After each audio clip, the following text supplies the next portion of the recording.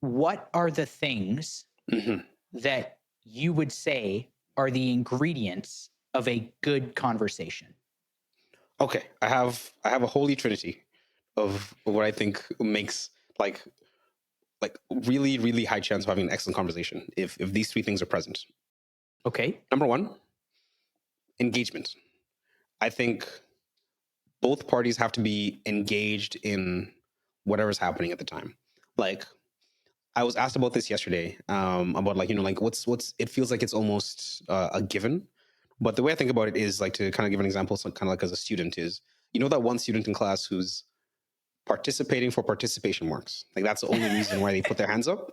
Oh yeah, So dude. yeah, 20% of my course is participation, and I yeah, swear to God, there were like 5 kids who were just literally raising their hand and just making noises and then putting yeah, their hand down.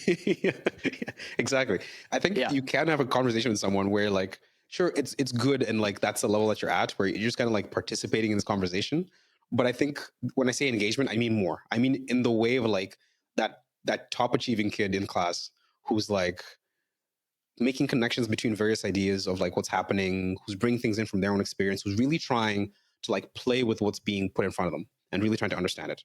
I think that's the engagement I mean. I mean like full engagement in the way of like I'm an agent to this conversation and I am trying to really, really like understand what's happening here. I think that type of engagement is really key, to having an excellent conversation because that just it brings so many ideas. I think ideas are so important, and the more engaged you are, I think the better ideas you can have. Right. So that's number one for me. How does that feel to you? What are you thinking? Yeah, engagement is key for sure. I mean, I think from the perspective of what engagement looks like, Mhm. it's I would say two people are fully understanding and responding to what has just been said to them that on the topic rather than two people who are saying what is on their mind one Mhm, after mhm. each other. Yeah. I think engagement, just like I feel like just like when you I feel like I don't know if the parallel to getting married is the same thing, but it's like I feel like when you think about the idea of engagement is like you are two people coming as one. Like Mhm, it's mhm, two ideas coming as one rather than two ideas or thoughts coming sitting beside each other, right? mhm. It's I like agree. engagement is like this natural I think it's like this natural the quality engagement looks like this natural dance between two people's thoughts Yep. being communicated to each other and 100%. listening to each other, right? So I would say absolutely engagement is there. Fantastic. Okay, we're off to a good start. I'm gonna skip to number three because I think number two is quite good. So I'm gonna skip to number three. Oh, okay. Number three is I couldn't find the word that like really encapsulates this idea. So I have three different words, but it's all for the same idea. So number three, I have openness, vulnerability slash honesty. I think that is also critical because I don't think you can get to a deep place, and I think deep conversations are really where the excellent conversations happen. I don't think anyone has ever left like like an elevator after having some small talk. I was like, wow, that was really excellent small talk. Like, like I'm gonna Yeah. stick to that. It's gonna change my life. Like I do think that there's a way in which depth really enhances a conversation. And so I think being open, vulnerable, or honest, I mean, I think they're all like kind of required. I think, you can't be dishonest to someone and like expect to have a great conversation. I think vulnerability is really how you open things up. So like if I'm vulnerable to you and I'm having a conversation, I think the chances, and there's research about this as well, that the chance of you being vulnerable also like increase a lot. I was reading Super Communicators by Charles Duhigg. Yeah. And there was a whole chapter kind of around this idea of like people only meet you at the level that you allow them to, right? So if you can't allow someone to like get deep with you, like they won't like come in there. And so I think that is also like such a key is like just being truthful and vulnerable. I think will really open the doors to having some excellent conversations. And I think back to my conversations and the times when I was a little bit uncomfortable about sharing something because like I'm a bit closed off sometimes about certain things, but like I allowed myself to be vulnerable. I allowed myself to open up and be honest. I think those are just like the ones that really stick with me. Like just some of my favorite conversations ever, or the ones where I felt like I was exposing myself a little bit. But like if you're with the right people, it just enhances the situation. So that's my Okay. my second submission. Hmm. Okay. Okay. I have a couple of thoughts on that. So number one's a question. What are your thoughts on small talk? Necessary, not great. I Okay. think you have to have small talk. I think it's one of those things where you can't always avoid it. And I think it's necessary because it also leads to deeper things. So like you can't just start off with someone on like, tell me about your family's divorce. Like I feel like you need to build up a little bit. So I do think that as much as it gets hate, like I think we all agree that small talk is necessary sometimes. Yeah. What about you? What do you think? Yeah, you know what? Similarly, like I freaking hate small talk. Like honestly, it I think it outside of bridging the gap between deep talk, it doesn't really serve very much of like a purpose in conversations. And this is the the second thought that I had, and that's why I wanted to kind of get your perspective on this idea of small talk is I think this is a pretty obvious statement, but I think the amount of small talk, right, is dependent on how well you know someone, Yeah. right? And because of that, with naturally time being our limits, time being our limit parameters, right? This means that for speaking with someone who you don't really know, whether it's an acquaintance or a stranger, the and if you only have, let's say, an hour to talk to them, small talk takes up more of small talk would naturally just take up more of the conversation, right? Hmm. Which leaves an amount of time that is significantly less to get into the deep talk, right?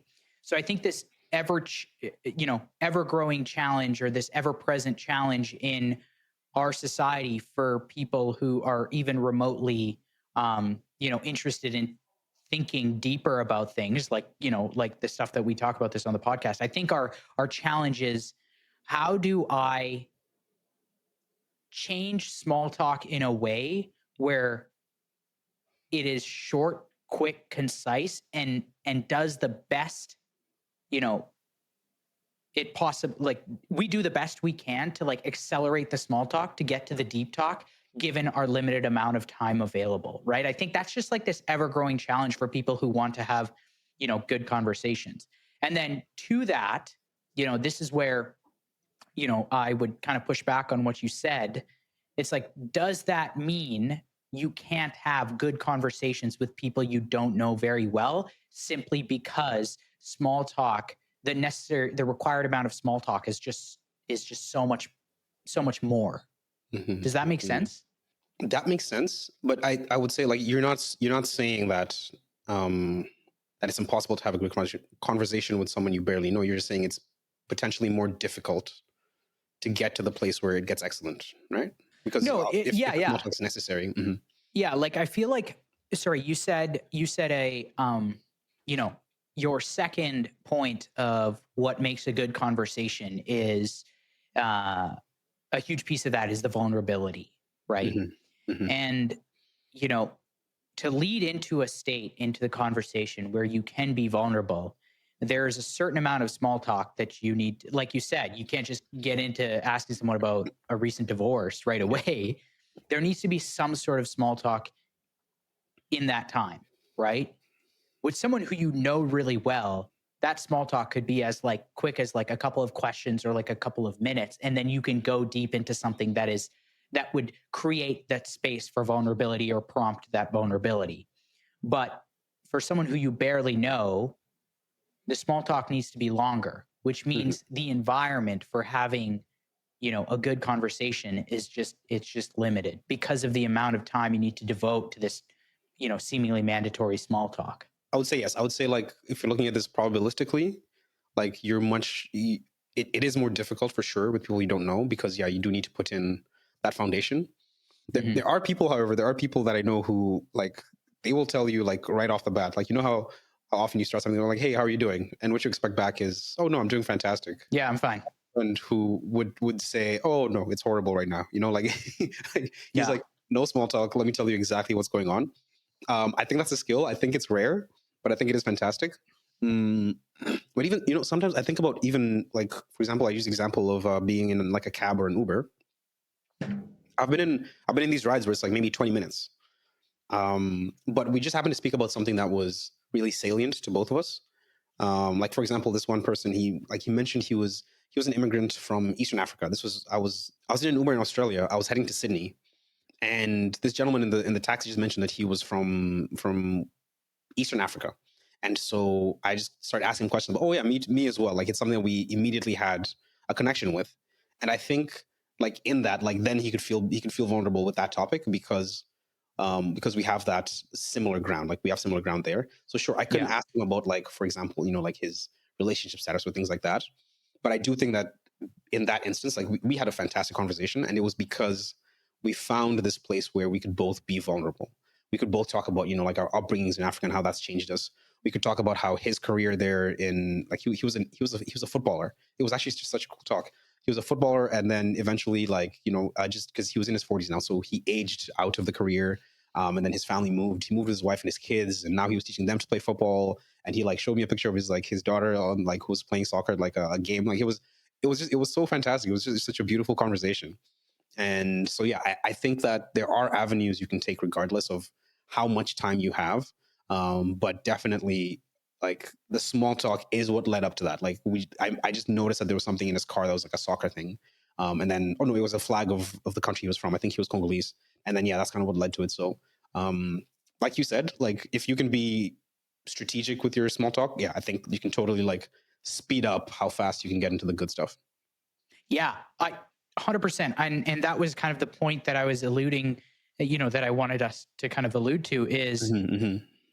you can make, I feel like you can make the purpose of small talk, I truly believe, is to figure out how quickly you can reach some sort of common ground that you can use to enter into a deep talk, Hmm, hmm. right? I think that good small talk is this like big, wide cast net that's thrown out there for basically where you're fishing for things that you have immediate common ground for, and then you can get pretty deep. And this is funny, right? Because like for example, for me, literally my career, I'm constantly talking to people about arguably the most vulnerable area of their life, right? Like their money, their personal, and it's not just money generally, it's literally their personal finances. And it's funny how like, you know, when we enter when we start a meeting, it's like both of us know that we're there to talk about something fairly deep. But the normal like talk about like weather or how was your week or Hmm. where do you do it, like all that Their random sports stuff. teams.